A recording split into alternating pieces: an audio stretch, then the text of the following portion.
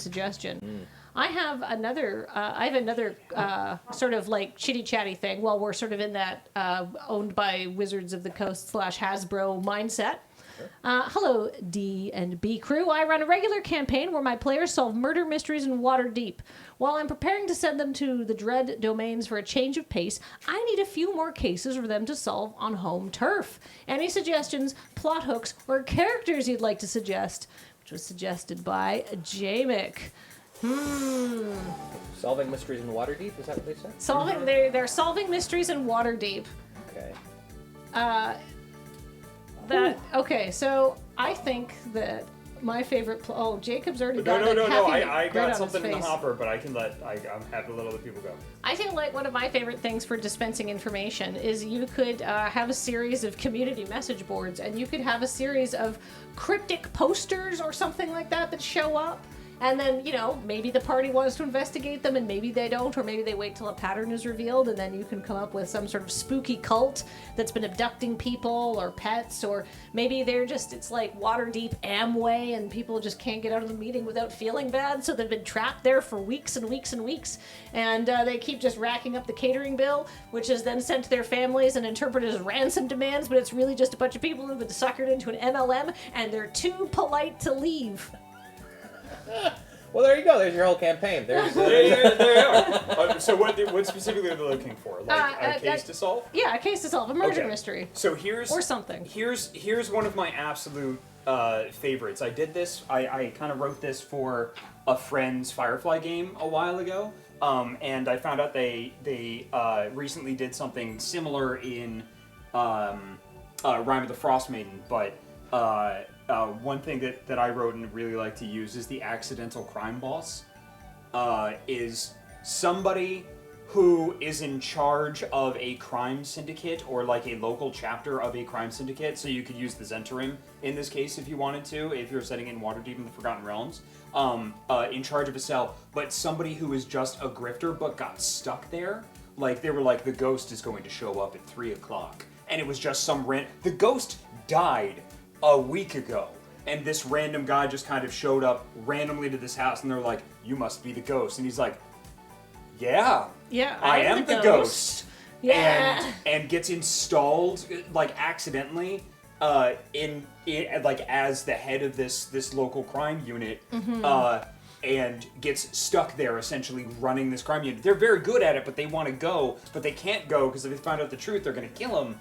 So he's like, get me the best adventurers you can. Yeah, I need to hire someone to fake my death. I need to hire, and then, tells everybody, like, bring them in here, and blah, blah, blah. And then there's like, yes, I am the ghost, and blah, blah, blah. And then you shut the door, and he's like, I'm so happy you're here, you've got to get me out of here. Like, and then doing, like, a reverse breakout, like an extraction sort of thing, to, like, find a way to get this person out and away from this kind of crime. Amazing. Yeah, family thing.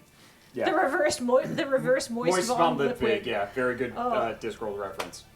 To one more Magic the Gathering. This is Discworld Magic the Gathering Universes Beyond is something that everybody really wants. And when I say everybody, it's me and a very small group of people. I'd eat that up. I had a wonderful discussion with my friend Riley where we both talked, unbeknownst and uncoordinated between the two of us. Like, we didn't put it together. We both were talking at the same person during the same weekend, one after the other, about how we needed Discworld Universes Beyond.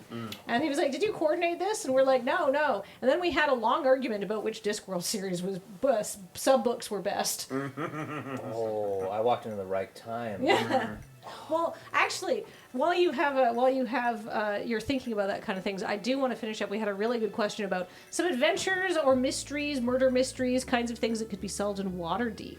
Yes. I'll give you a second to think about that. But Mikey, you've been known to dabble in the creative arts. Can you think of a fun mystery that people could solve in, so, you've got monsters, D&D stuff, or just, a more like it's a town and stuff happens kind of thing, like a crime boss, What's the biggest monster you can investigate the death of, but, I don't know, in a way where it was actually murdered and it shouldn't have been? Oh, probably like a gold dragon I or was going to say a something. polymorphed gold dragon. Yeah. Yeah, like a polymorphed. Yeah, you- Oh yeah, polymorphed you dragon. fish a corpse out of the sewer and it unpolymorphs into a Yeah. huge gold dragon. Yep. Oh, That would be- visually that is strong. That's a big uh-oh moment. Yeah. Oh. And everybody just scatters. It's like, your problem now! Goodbye. But dragons aren't allowed in Waterdeep, but they could polymorph. Maybe it's like found outside the gates or something. Yeah, it could work. I just think that a polymorphed gold dragon would be just the sign of a huge problem and conspiracy that's unfolding. Yeah.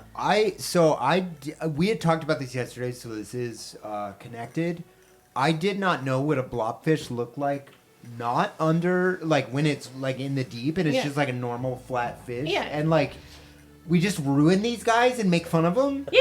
That's They're horrible. They're totally normal, and then we bring them up, and then they look terrible. I what- really dislike that strongly. It's like if it's like trucks were sentient, and they drove around, and they only inspected us after they squished us, like ran into us, and they called us like flat people, right? And they just were like, yeah, every time we interact with them, they're flat, so they're flat people. The leaking red stuff everywhere. Yeah. It's not pretty sight. Jam-filled flat people.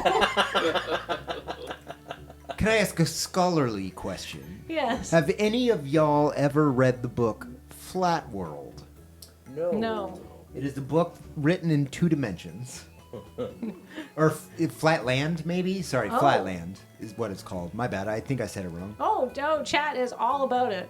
Yeah, so like when you think about the difference between a circle and a triangle in 2D, like from the side, a circle rotating just always looks the same, whereas a triangle rotating gets wider and thinner. So it's all like, it's a book you like literally have to sketch out to like really it was a really fascinating book. I really enjoyed it. Cool.